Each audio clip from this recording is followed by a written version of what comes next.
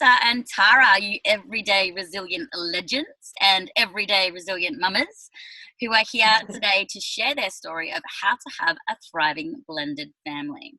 So Lisa, hi Lisa.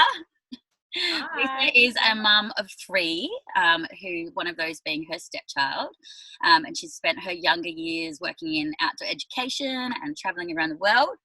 Lisa's a qualified secondary teacher and a stay-at-home mum, and she's super passionate about being there for her children, really passionate about sustainable living and living minimally, and she loves to ground, meditation, and loves to fuel her body with organic, nourishing nutrients. And we've got Tara. Hey, Tara. Hey. Tara is a single mum with 3 kids, and she left school at year 10. But she's really passionate now about working with young people with mental health issues and youth at risk. And she tries to make a difference in young people's lives. She's super passionate about spirituality and being a lifelong learner. So welcome, ladies. So a huge challenge that many of ourselves, we find ourselves in is going through a breakup or a divorce. And I think the stats these days is something ridiculous, like over 50% of marriages, fail and go through a divorce. And that's not even including, separations with couples who aren't married but still have kids involved. So there's so many people in a similar situation to you guys. And yeah, I'd love to chat with you guys a little bit about some of the strategies that you used to help you get through some difficult times, because I know that, just going through the grief of loss of a relationship, but also a family unit can be, horrendous, especially if there's, courts involved or there's domestic violence. Now, not saying that that's the situation that you guys have been in, but a lot of people would love to hear about the strategies of how to really co-parent and how to navigate through such a difficult time in their lives. So would you like to share your story? You go first. Okay, so me and Greg were together for 7 years, and I had a little boy previous to that who Greg took in as his own, obviously. And I don't know, when we were kind of really good friends. I don't know, that was a friendship kind of relationship all the way through, and it got to the point where we just, I don't know, we weren't thriving off each other, I guess you could say. The relationship just wasn't and I just didn't want that for my children. I didn't want them to, I always had a vision in my head of children seeing you in a loving relationship, supporting each other and all that kind of stuff, and it kind of it turned kind of sour. And so we had decided to go our own ways, but in doing so we wanted Greg to still stay a massive part in Alia's life. So that was an agreement that we kind of came to when we did separate, that he would still, for the first couple of months, he came over every night and bathed her and put her to bed. Like, we didn't want to change her routine too much, or Cooper's, because he was very much a big part of Cooper's life at the time too. So we managed to do that for, I think maybe 2 years before I came around. Yeah. How old was Ali? Ali was 6. Yeah, so it would have been roughly about 2 or 3 years that we managed to do that for before Leith come on the scene. And I don't know, when Greg and Leith hooked up, I seen a massive change in Greg. All the things that I kind of wanted from him when we were together, that, taking us away on camping trips and that sort of stuff, I couldn't bring that out in Greg. Whereas I seen right from the get-go that Leith, she complimented Greg and she brought out all those good values, I guess, that I knew he had in him, but just couldn't manage because of the relationship we had to bring out in him. So it was, before I'd even met Lisa, I actually loved everything about the difference I'd seen in Greg just from him hooking up with her, So, and it stayed like that. He kept coming over to my house every day for 6 months or so. Until she didn't want to, until she didn't give him her undivided attention anymore. Yeah. So, Lise ended up, I think, you and Greg, did you move in together? Yeah, so I met Greg. I was living about an hour and a half away, so it was sort of a weekend relationship for a while. And then I think after a year of that long distance, I moved back here, so that's when things moved in with him, and that's when things got a bit more serious. And I guess that's when I sort of had to make that realization that I was committing to be a parent for the first time, because I was coming in single, no attachments. So that was definitely a big challenge that I wasn't sure I was ready for. But yeah, when you fall in love, like, I guess all the rest of the stuff doesn't matter. And at the time too, Greg was still having Coop on the weekends too. So it wasn't just, Lise wasn't just taking on Greg's little girl, she was taking on my son as well. So yeah, and they were going away camping together, and that lasted a while too. I think until Coop got at that age where they kind of want to hang with their mates more than coming and hanging at the house with, you know, the stepdad. So I don't know, it just kind of, we made it work. At the start it was difficult because, you know, Greg's always been kind of that bit of an airy-fairy and just go with the flow kind of guy, and we had to make it work, you know, for all of us. So that's when me and Lise kind of, or was you more so, reached out to me. I think you could see from your end that. Yeah, it was easier rather than go through, have that middleman, because let's be honest, the women do most of the organising around the house. And so it was just easier, when we were planning to do things or working out weekends, because we weren't really regimented in when, you know, we'd have it like every other weekend. But it was, you know, if we were going away or Tara had plans, you know, it was really flexible to, like, we have Ali now, even if it wasn't, you know, our scheduled sort of weekend.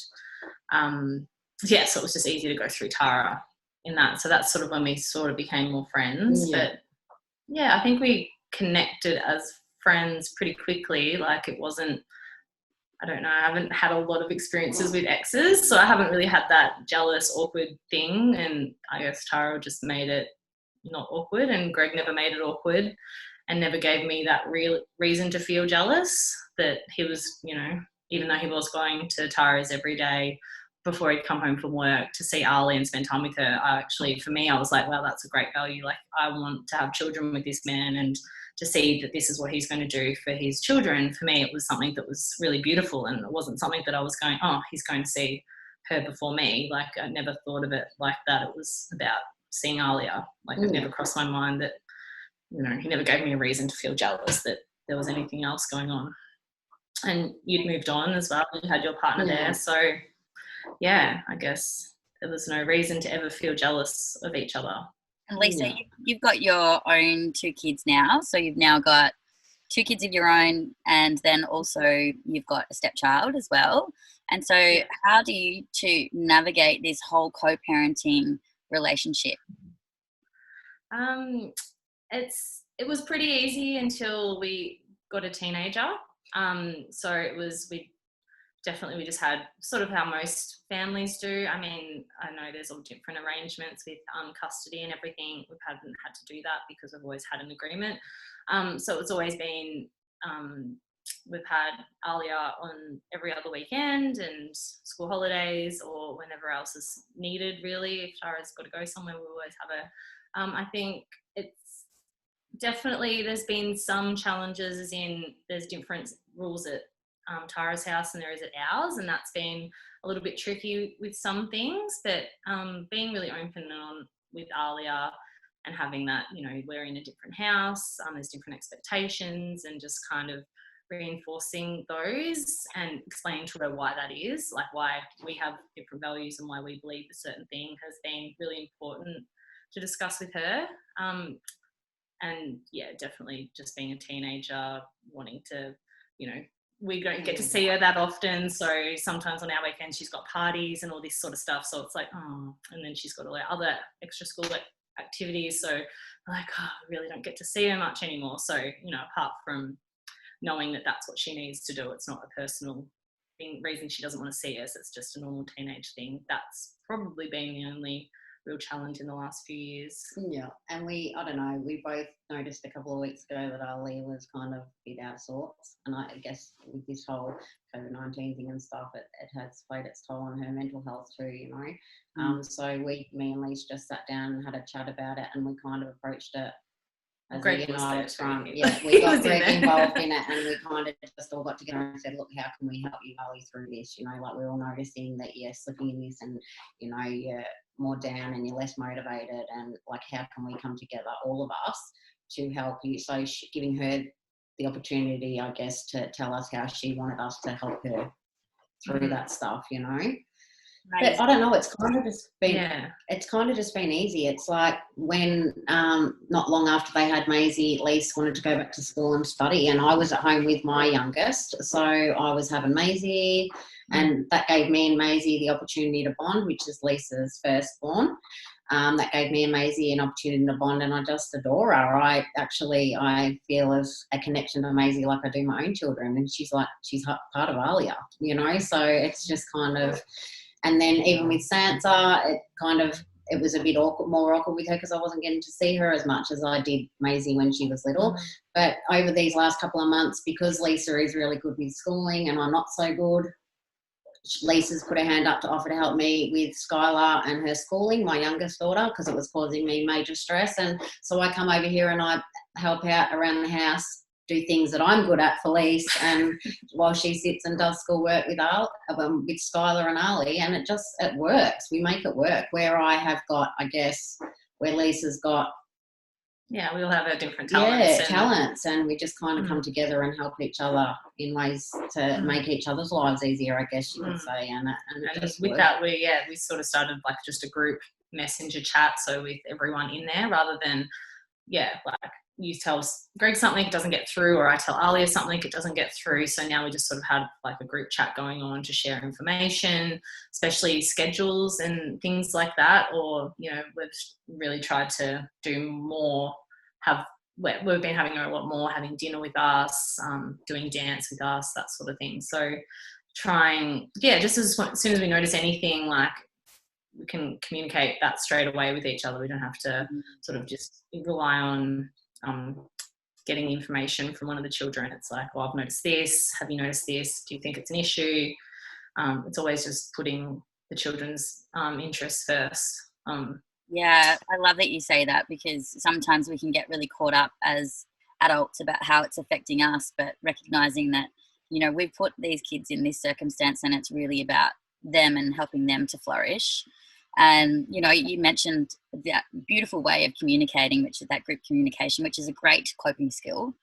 And we know that, you know, coping skills are either the actions that we take, or the behaviors, or the thoughts, you know, that we consciously take to help to minimize stress or tolerate challenges and conflict. And so, you know, that was a great coping skill. But what are some of the other tools or coping skills or strategies that you guys have found that you've implemented that it's really helped you to flourish and thrive as a co-parenting family?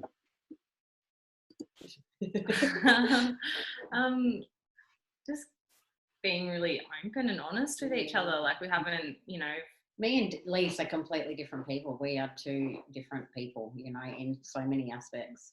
But we respect each other enough. I guess you could say we respect each other enough to respect. Like, Lise is vegan and I'm not. And, you know, when Ali was little, she ate meat with us, you know. But when Greg said that Lise was vegan and he was going to introduce, I was stoked about that, because I thought, you know, even if she doesn't turn vegan, she's getting an opportunity to experience something I would not have offered her, you know. So it's like using, like I said, there's realizing that the variety is really and it's only going to expand the children. Like, my biggest thing is, you know, being open and seeing everything in life from a different perspective is like, that's massive, that's huge, you know, for any kind of skills. And I think, you know, the more the kids can, like, even mountain bike riding and stuff like that, that's not something I take my kids for a ride down that, you know, bike track, but that's as far as I'll go. Whereas they have really got to experience some amazing stuff with you guys, even taking Alia surfing, you know, like that's all stuff I wouldn't have been able to do for her. So that kind of works too. And I don't know, like, sometimes we don't always agree on everything, but we make it work. We respect each other enough as human beings. And, like, I guess Lise respects me as Alia's mum, and I respect her as Greg's partner and Alia's second mum, you know, that we just kind of come together and make it work when you know, sometimes we do butt heads a little bit, I guess you could say, on different opinions and the way we both do things completely different. Yeah. So why do you think that it's worked so well for you both? Like, I think probably the respect thing, just respecting each other, like respecting each other as human beings, you know, and understanding that everyone has different values, I guess, you know, we're not all the same. If we're all the same, life would be pretty boring, you know. And I don't know, my biggest thing is, you know, in any kind of relationship, if it's not working, everybody deserves to be happy, you know. And I believe, you know, rather than staying in that bitter place when you do separate from someone, is to like kind of try and move past it and see it as, well, we gave it a go, it didn't work, you know. They deserve to be happy just as much as I do, and move on from there, you know. And remembering that you used to love somebody, like you're always going to have that connection with somebody, and obviously when you have children, that connection's going to be for life. So if you can just remember, step aside from whatever the issue was or issues were that when you broke up, to realize, okay, well, we can move past this, and now we have a new job. We're not partners anymore, we're parents, and we had a child to put them number one. So if that's what we can. And like Casey, you were saying before about, you know, the numbers, like the numbers of people that separate and stuff, you know, it's a massive part of life, is that we all grow on this journey. We all grow every day we grow. I don't believe we ever stop growing as a person or as a soul, and we all grow. And I feel that sometimes it is majority of the time in relationships, it's that the two people grow apart, and probably no more than that, other than they're growing apart and they no longer fit, you know, and things no longer go smoothly because they're kind of both going off on different paths, you know. Like, Lise brought out stuff in Greg that just completely blew my mind. Like, I knew it was in there. I knew he had it in him, but there is no way I would have been able to bring that out in him, you know. Yeah. So, and that made me happy to see him grow when he met her, and I wouldn't have been able to do that for him. So, yeah, I don't know. I guess it's a whole lot of different.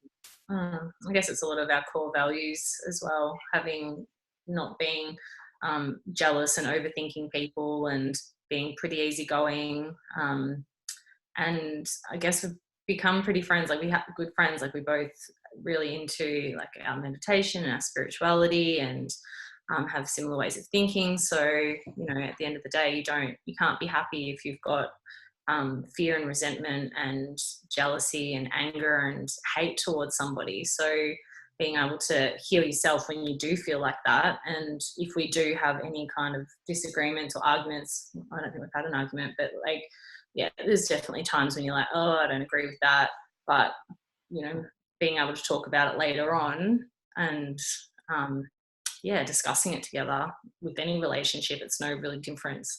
You know, we'd probably say we're friends now rather than just people in this partnership together. Often, like, we'll just pick up the children, and 2 hours later, I'm like, oh, I probably should go now. Love it. That's great. So that's taking us down that journey of spirituality. So we're connecting more because we're coming together with the same kind of things, you know. So it's like I say, it's everybody grows and we grow differently. So I love that.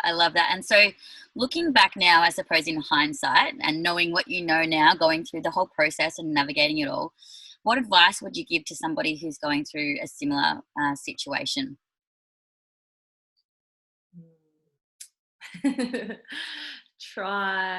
It's so different for every person, but one of the things, I guess, is trying to establish a relationship with that other partner, and if they're open to that, and do it as early on as you can. I guess a lot of people aren't open to that. It's really tricky, because obviously we all know families that have it really different, and there's so many factors why they can't have, you know, a friendship or a relationship with the other person's new partner. But for me, just realizing that, you know, they are a human being, and the fact that your partner was once with that person probably means they're a really good person, because you've fallen for somebody and they're fallen for the same person. So obviously you're going to have some kind of connection. You're going to be similar, and realize that you can have a really good friendship, or you can really have a really good relationship. And the better you work together, the easier your life is in the long run, because and the less hurt, I guess. I've been in other situations with, obviously I've got 2 other kids, and it hasn't been so great. You were speaking of domestic violence before, and I have experienced that. So for my other 2 children, it hasn't been as easy. I would love more than anything to have that relationship with their dads, but it can't be, unfortunately. And I feel Ali is probably my most grounded child out of my 3, just purely because we've been able to make this work. And I wish more people could see just how much making something like this work is about the child, so much more than it is about the adults involved, So to me, that would probably have to be exactly step out of how you're feeling about the situation and what's put you there, and focusing at making it more about the child, and trying to move past it, I guess, that way. Rather than, I think when we break up with someone, we tend to really get caught up on the negatives, and like Lee said, at one point in time you loved that person for whatever reason, and yes, there's crappy memories in any breakup, but there's also a lot of good ones too, and I think maybe to try and change the mindset and focus more on the positives and why it came about that you ended up having this child, rather than the negatives and why it's ended the way it has, I think that would probably help someone too. Yeah, if you can move through that. Thank you so much, ladies, for your time. It's been an absolute pleasure hearing your stories, and just I think those coping skills are so beneficial, and I'm going to nut those out in a moment, so we'll have a little bit of a summary coming up. But if people want to reach out and get in touch with you, how would they do that? I'm happy if people want to get in contact by email. Okay. Put that something. Yeah, I'm pretty open on Facebook. And I'm pretty open on Facebook. If anyone wanted to message me on Facebook, that'd be fine, because I'm on there all the time. Yeah, excellent. Thank you, Everyday Resilient Legends. I love it, and I will be covering all of those coping skills in a nutshell soon. Awesome. Thank you. No worries, Case. Thank you.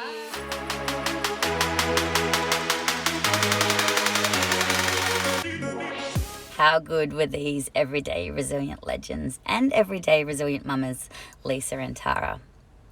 Now, unfortunately, as adults, most of us have been through a separation or a divorce. And it's always difficult, but it's even more difficult when there are kids involved.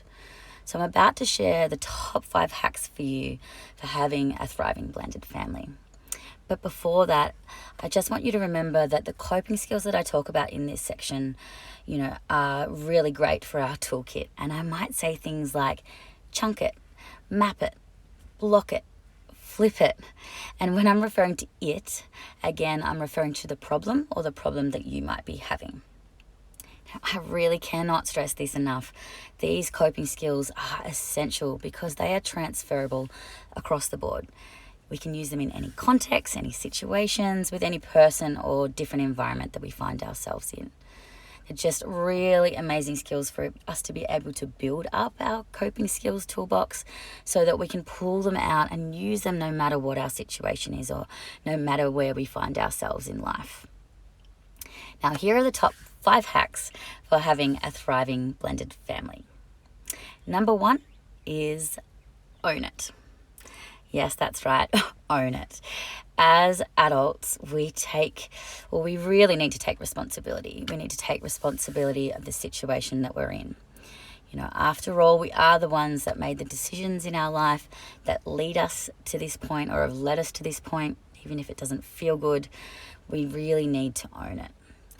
Now, you are really going to struggle to be happy and pass through this if you are focusing on fear or resentment, jealousy, anger, hate, and hate for other people in those situations, because you'll be operating from that lower level vibration, and you're only bringing yourself down and your children down if you're operating from that vibration. So focusing on healing yourself so that the kids aren't exposed to the stresses in your life or any extra emotional trauma. Personal development is really important. Working on ourselves to develop the skills like, emotional regulation and psychological flexibility to really help us through this. So I've put some suggested books in the comment below. Now, number 2 is talk it. Communication is really key for having a thriving blended family. It's really important for us to be proactive to avoid conflict. So talk it. Come up with core values or expectations or boundaries that everybody agrees on. And being open, honest, and respectful is really important. So try setting up a group chat or an email so that everyone's on the same page. If the kids are old enough, you can even add them to the group as well. So you can also try having actually regular family meetings. That can also help as well. Now, number 3 is map it. Map out a plan. Get really organized so that everyone knows what's happening and people can plan their lives and plan around it. And try and keep your child's routine as much as possible. Especially children that are in their formative years, and that's up until the age of about 7. So it's important to try and keep that flow. You can also try sharing an electronic calendar if you're a little bit tech savvy, or if you're old school, you can try using the old school calendar paper and things like that. That'll also get the job done. So try and be flexible with everyone so that everyone can benefit at that time. Now, number 4 is reframe it. So instead of having a negative perspective about the new partner, try and reframe your point of view.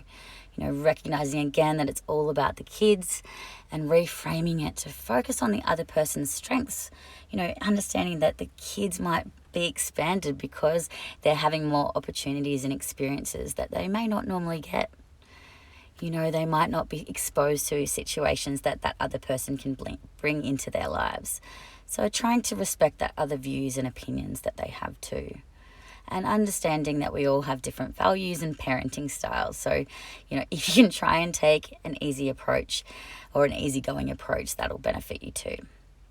Now, last but not least, the 5th one is friend it. So this is really asking, what advice would you give to your best friend that's in the same situation? Try and become the observer in this situation and remove yourself emotionally. And try to acknowledge again that it's all about the kids. So finding common interests that you can build a friendship with the new partner can really help. Obviously, they'll need to be open to that. But if they are open, trying to initiate a friendship early on or relationship early on, that will also benefit all parties. I suppose the better you work together, the easier your life is. And the less hurt you have, the more likely your children are going to be grounded and really come from loving homes, from any home that they're in. Now, if you've loved this episode of Everyday Resilient Legends and you've gotten lots out of it, please, please, please share it with your loved ones so that we can get this important information out there. Now, also, if you know of any other everyday resilient legends that can be interviewed by me on this series, please reach out to me at mental.health.hacker on Facebook or Insta. And I am Dr. Casey Delmara, your soul sparker and high vibe coach. Until next time, you've got this. I believe in you.